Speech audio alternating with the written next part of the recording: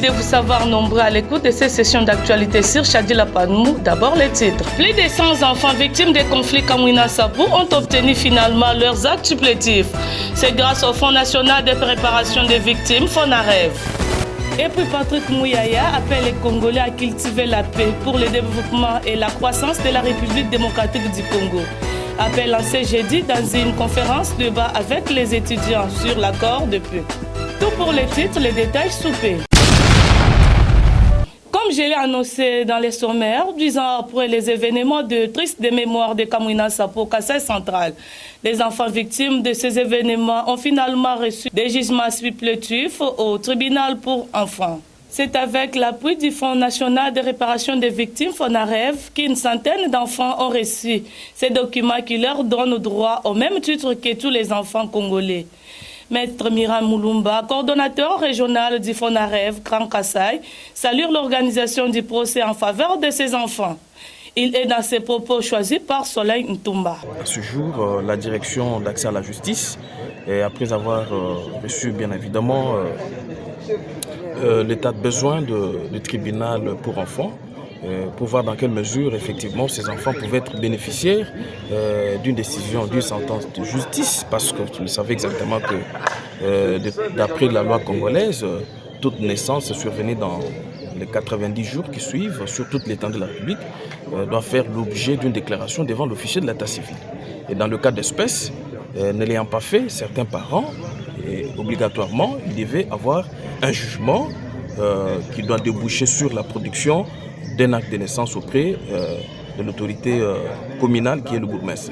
Donc c'est ce qui a fait qu'à ce jour, nous sommes très heureux aujourd'hui pour témoigner notre gratitude envers la direction générale pour avoir fait cet appui auprès du tribunal pour permettre, bien entendu, à ces enfants d'être détenteurs de décisions de justice qui va leur donner la possibilité d'entrer en possession de leur acte de naissance en vue de leur permettre d'en jouir pleinement leurs droits dans la société. Vous avez fait la lecture des visages de tous les parents, y compris les enfants, qui sont pratiquement très enthousiasmés de voir qu'ils passent à ces stades.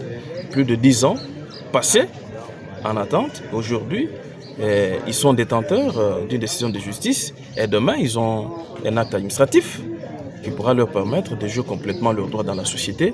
Donc ce n'est qu'un offre de soulagement pour moi de voir que la procédure se passait dans l'art, dans la quiétude, dans la transparence, dans les normes.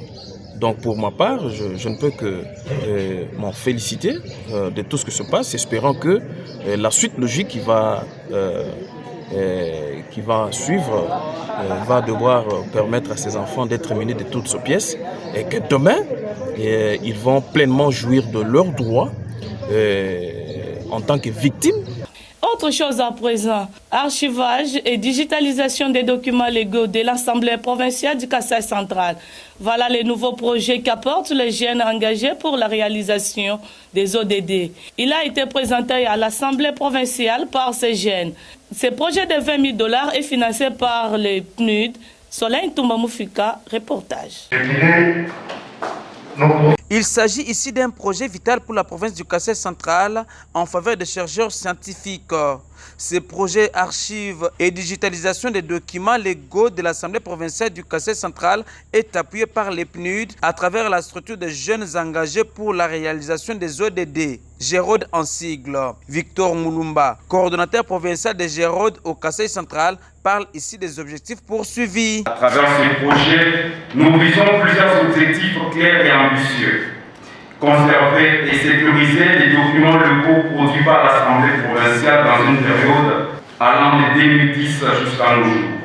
Faciliter l'accès à l'information législative et à la mémoire institutionnelle. Le coordonnateur régional du PNUD Grand Kasaï a invité l'Assemblée provinciale du Kasaï central à mettre à la disposition de ces jeunes tous les textes légaux qui doivent être digitalisés. Tous les édits que vous avez en termes de production parlementaire, depuis plus de 10 ans, ça aurait été mieux qu'ils soient mis à la place publique. Et pour ce faire, un grand travail d'identification devra commencer dès demain, si cela est votre désir, pour que ces jeunes se mettent à travail afin de numériser tous les édits. Et ces édits seront mis à la place publique. Le président du bureau d'âge, Stéphane Mwanda, qui a présidé cette activité, est revenu également sur le parcours de ces jeunes au terme d'un concours réalisé à Kinshasa par le PNUD. Nous avons encadré ces jeunes, nous les avons coachés, nous les avons accompagnés. Ils sont allés à Kinshasa pour participer à un concours national. Et le Kasaï central, à travers ces jeunes, ils ont gagné 3 prix sur les 5. Il faut noter qu'un important lot d'outils informatiques a été mis à la disposition de l'organe délibérant du Kasaï central pour bien exécuter ces projets dont les coûts s'élèvent à 20 000 $ américains. Plusieurs observations et questions ont été soulevées par les participants à cette activité. Prenons encore cette bonne nouvelle pour la sécurité aéroportuaire de l'aéroport national de Kananga. Le chef de l'État, par l'entremise de la direction générale de la RVA, vient de doter la RVA Kananga d'un véhicule Flyco Pempa 9. Ce dernier va servir à la sécurité des avions avant le décollage et avant l'atterrissage contre les oiseaux et les animaux. Suivez ces reportages. C'est un ouf de soulagement pour l'aéroport national de Lungandu qui vient d'être appuyé par la direction générale du réseau des voies aériennes. Un véhicule Flyco Pempa 9 est arrivé ce lundi à l'aéroport national de Kananga à la grande satisfaction de tous. Patrick Bondo, commandant de la RVA, démontre cette joie. Oui, la joie déjà se montre au niveau des visages, mais pas seulement au visage du commandant, mais il faut voir aussi les gens qui m'entourent, donc les agents de la RVA, qui sont en train de clamer trop haut le directeur général de la RVA, mais qui est bien sûr parrainé par le chef de l'État. Ce qui est arrivé aujourd'hui, comme cela a été annoncé longtemps, dans un message officiel du directeur général de la RVA, qui dotait les aéroports des véhicules qu'on appelle les Flyco. Donc nous sommes aujourd'hui fiers parce que le directeur général a concrétisé ce qu'il avait annoncé bien avant. Alors, à part ces véhicules Flyco que nous devons de recevoir aujourd'hui, nous avons aussi 20 mètres de câbles pour le balisage. Vous savez, l'aéroport de Kananga est doté de 2 circuits de balisage. Il y a le premier circuit qui est opérationnel, donc ces câbles vont servir à réinstaller et à faire fonctionner à nouveau le deuxième circuit. Et en quoi ce véhicule de sécurité servira-t-il? Patrick Bondo répond en ces termes. Ce véhicule va augmenter les niveaux de sécurité sur la piste dans le cadre de la sécurité de la navigation aérienne. Donc je peux même vous dire le rôle de ce véhicule. C'est de garer les oiseaux, c'est de garer tous les risques, c'est de disperser les oiseaux qui peuvent même enfreindre la sécurité de la navigation aérienne lorsque un avion décolle et qu'un avion où il atterrit. Et ce sont des risques que d'avoir des oiseaux comme ici. C'est une zone vraiment très tourmentée par des risques animaliers qui dérangent toujours avant décollage et même l'avant atterrissage des avions. Tous comme un seul homme remercie de vivre le chef de l'État, Félix Antoine Tshisekedi Tshilombo, qui tient à moderniser les aéroports de son pays. Je commencerai par le chef de l'État lui-même, qui est le grand visionnaire, qui donne aussi cette ouverture à tous les aéroports de pouvoir se moderniser, notamment l'aéroport national de Kananga. Nous adressons aussi nos remerciements particulièrement au directeur général de la RVA, Léonard Ngoma Mbaki, qu'on appelle le fils maison, qu'on appelle l'oiseau rare. Donc c'est une personne que nous aimons bien et qui est accro dans la vision du chef de l'État en ce qui concerne la modernisation des aéroports nationaux au niveau de la République démocratique du Congo. Retour à Kananga ce jeudi 24 juillet 2025 du gouverneur Joseph Moïse Kamboulo Nkonko. Après 2 semaines d'absence de la province, le numéro 1 du Kasaï central en provenance de Kinshasa s'est dit positif du succès de ces plaidoyers portés auprès de l'administration centrale pour booster les chantiers prioritaires de son entité. Joseph Moïse Kamboulo Nkonko a affiché l'engagement toujours vif en faveur de la transformation du Kasaï central qu'il a dédié à l'excellence. Plus de précisions dans ce reportage de la presse du gouvernorat.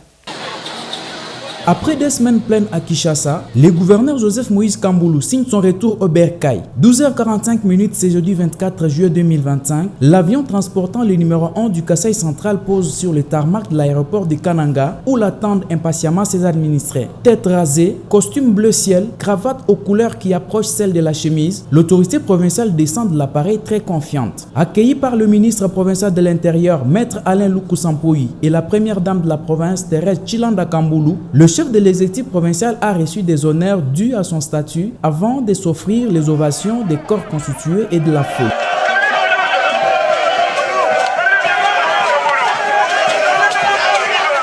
Devant la presse, Joseph Moïse Kamboulou Nkonko fait la restitution de sa mission sous les signes de l'espoir. Je suis très content, heureux de retrouver cette population toujours enthousiasmée. Ça a été une occasion pour nous d'activer encore davantage ce que nous avons toujours cherché. En fait, c'est quoi le développement de notre province? Et je pense que notre séjour à Kinshasa a beaucoup contribué à cela. J'ai dit, tout va bien et pour le moment, je peux vous assurer que tout ira pour le mieux. Demeurer dans l'espoir, faire de manière à ce que le peuple accompagne tout ce que le chef de l'État a demandé que nous puissions faire. Et nous allons le faire. Et nous le ferons convenablement. Porté par son peuple jusqu'au centre-ville, le gouverneur Joseph Moïse Kamboulou a été contraint de faire le pied jusqu'au bâtiment administratif où il a tout de suite repris avec les affaires de l'État. Enchaînant avec cette information, le député national Marcel Chipepe Ntumba a présenté mardi dernier son rapport de participation à la session de mars de l'Assemblée nationale. Cet élu de la ville de Kananga, en vacances parlementaires, s'est adressé aux représentants de toutes les couches de la population dans la salle FEC. Suivez ce reportage. Nous avons l'obligation de la redevabilité. Nous voulons venir. C'est un véritable parlementaire qui a mis à profil la journée de ce mardi 22 juillet 2025 pour rendre compte à sa population qui lui avait donné mandat de la représenter à l'Assemblée nationale. L'honorable Marcel Chipepe Ntumba, parce que c'est de lui qu'il s'agit, a réuni les représentants de toutes les couches de la population dans la salle FEC pour faire la redevabilité parlementaire. Mon retour dans ma terre natale depuis le vendredi de la semaine passée est exclusivement consacré à cet exercice de redevabilité démocratique à travers lequel je m'aimerais témoigner de ma ferme volonté de maintenir un contact direct et sincère avec vous, sans qui ce mandat n'aurait aucun sens. L'élu de la ville de Kananga reçoit plusieurs questions et observations des participants pour des éclaircissements nécessaires avant de donner sa position vis-à-vis de la crise actuelle à l'Assemblée provinciale du Kasaï central. L'homme de tout donné pour le Kasaï central s'exprime à ces termes. Qui vivait la réalité de notre province au quotidien. J'attends de vous des propositions. J'attends de vous des vrais problèmes de notre province, pour que ce problème soit porté par moi, votre élu, afin que, à la session de septembre, que j'ai des questions bien structurées, de vrais problèmes de chez moi, que je vais emmener au niveau de l'Assemblée nationale. Cet élu de la ville de Kananga a, au terme de cette séance, reçu plusieurs doléances de sa base qui seront inscrites sur son agenda lors de la session de septembre prochain. Mais il faut savoir que Marcel Chipepe Ntumba, au cours de la session passée, a dressé 5 questions écrites et des motions d'information dans les plénières. Abordons la deuxième partie dans ce journal. Devant une salle bondeuse des jeunes étudiants, des membres des mouvements citoyens et des acteurs de la société civile, le ministre de la Communication et des Médias, Patrick Mouyaya, a appelé les Congolais à cultiver la paix pour le développement et la croissance de la République démocratique du Congo. Cet appel a été lancé ce jeudi 24 juillet 2025 à Kinshasa lors d'une conférence organisée par le réseau citoyen Pona Congo. Reportage de Félix Matoudi.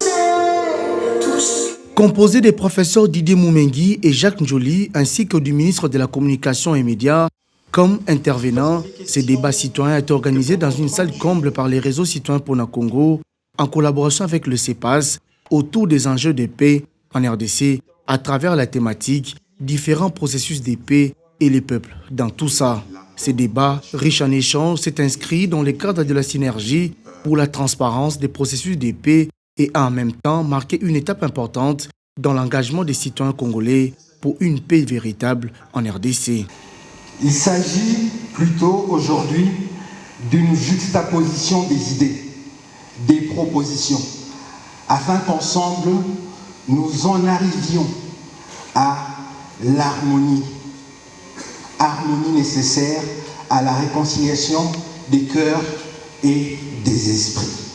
Un rendez-vous citoyen et intellectuel pour interroger la place du peuple congolais dans les efforts de paix en RDC et dans la région des Grands Lacs. Dans un contexte où les initiatives de paix se multiplient, le peuple congolais est appelé alors à jouer pleinement son rôle dans les mécanismes de résolution des différents conflits. Nous avons, je suppose que nous tous ici, nous avons la volonté commune de bâtir au cœur de l'Afrique un état de droit.